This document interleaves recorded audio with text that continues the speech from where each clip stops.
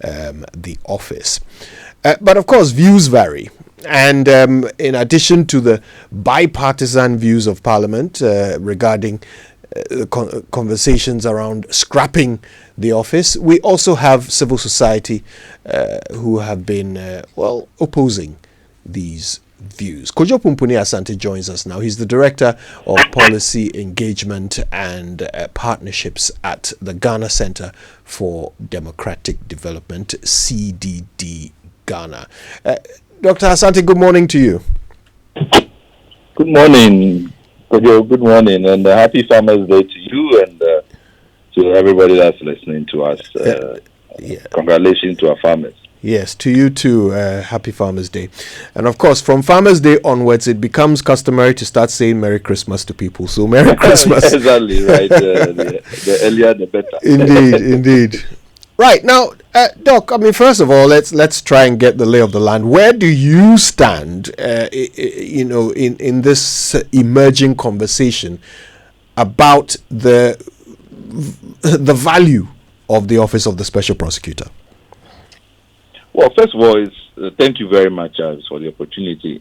First of all, it's really incredible to hear some of the conversation in Parliament about even the idea that, the OSP is not useful and we should rethink and abolish it. I think you have to separate the Speaker's grounds because the Speaker's position on whether it's constitutional, and so we have debated this for so many years since the office was passed. I mean, the constitutional basis is very, very clear.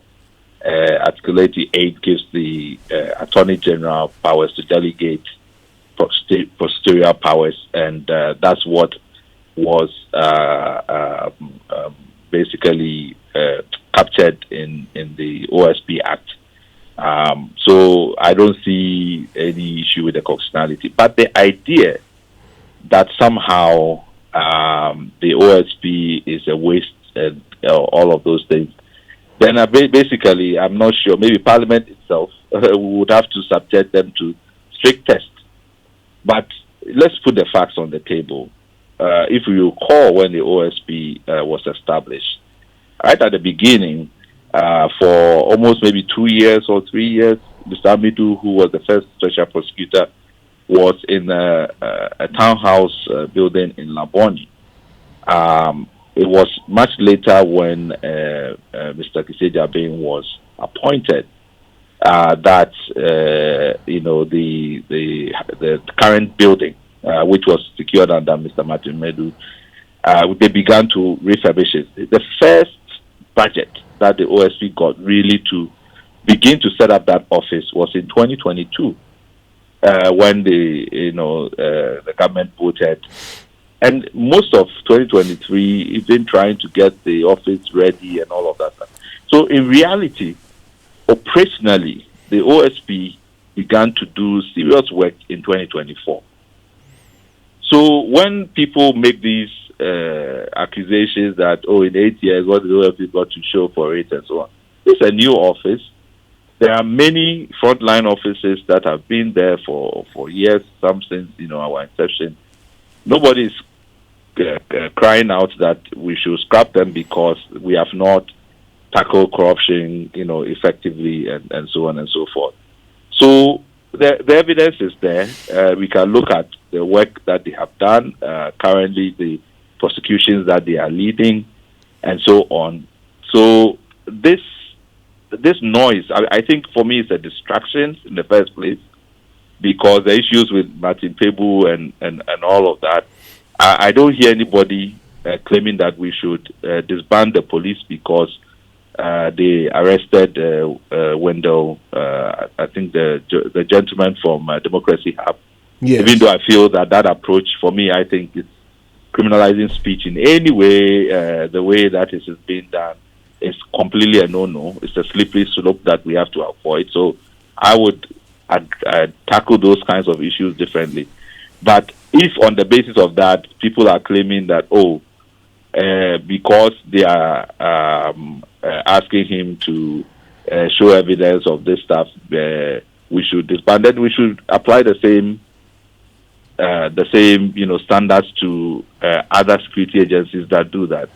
So I think this is a complete ruse. It's not that for some reason, since this office was established, both parties have tried to find a way to undermine it, and I don't understand why. We need an independent prosecutor. This is an ongoing campaign that both parties, in many ways, even the NDC, when they first proposed the idea of making the DPP independent or having an independent prosecutor within the Attorney General's office, under NACAP, first NACAP, we said we wanted an independent prosecutor. The MPP said, whilst we wait for a substantive constitutional review, we should set up the OSP. And I think that it's a very good thing for Ghanaians, and I encourage Ghanaians to resist any attempt to get rid of this office. Right. So, I mean, clearly you believe that the principle of an office of the special prosecutor is an important one, shouldn't be scrapped. But what do you think of the performance of this particular special prosecutor and the people that staff it? I ask this because even though you point out that they haven't really had that much time to work, they have handled some important cases. And in the view of many, they have fumbled some of these cases. An example would be the Cecilia Dapar case, where to the minds of many Ghanaians, it was a slam dunk. And then we saw the special prosecutor losing some very, some motions in court that many expected him to have, some procedure. He lost on procedural grounds, which to many people, should not have happened. Should not. These things should have been well within his capability. So, do you feel that those who occupy the office presently have actually lived up to expectations? Oh, I think they've done a good enough job. I mean, I always try to, first of all, I think we have to hold the office to the highest standards because we expect a lot from them. This is the reason why we want to offer all the protections that we can offer to the office. And we know our history. We know the challenges that we've had with Attorney General's offices and how they've handled prosecutions in the past. And we know that, when the government has control over prosecutorial processes and investigations, sometimes, things don't get done. So the reason why we want to have protections is because we want this person to be independent, the office to be independent, and so on and so forth.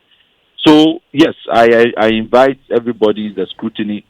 One of the things we did was, for example, to insist that they have to publish whatever was happening in the office every 6 months. That is not something that, a standard that we even put on the AG or EOCO or anybody else. But that gives us a lot of information as to where cases are and all of that. So I invite everybody to scrutinize. But, some of the questions, the issues that you raised, for instance, are we saying that the AG in the prosecution of cases over the years doesn't have the challenges that, sometimes the OSP also encounter? Actually, in many instances, the court even itself is now warming up to having an institution like the OSP come, because the things that the court throw out, they don't do that on the same set of facts. They don't do that with EOCO. So there's a lot of work that even as civil society, we're trying to do the judiciary to understand the OSP Act so that some of the issues that they think the OSP doesn't have powers over, or the interpretation of it, they understand it better. So nobody can say that the OSP is not fallible or his approach is not in everybody's cup of tea and all of those things. That cannot be, for me, a grounds for saying that they haven't done anything, they haven't delivered anything, they are useless, and therefore we should get rid of them.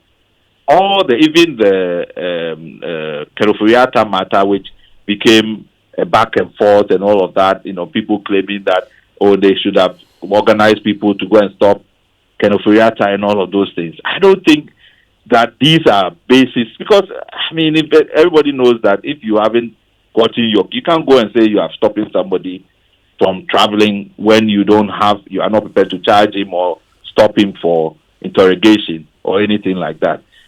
So some of these arguments we can nit and pick about failings that we consider the office, and we should expect that some failings, but there has to be some serious grounds that worry us that, we don't think the person that's occupying the office is doing a good enough job. I think that they have done a very good job, even in terms of getting the office up to speed.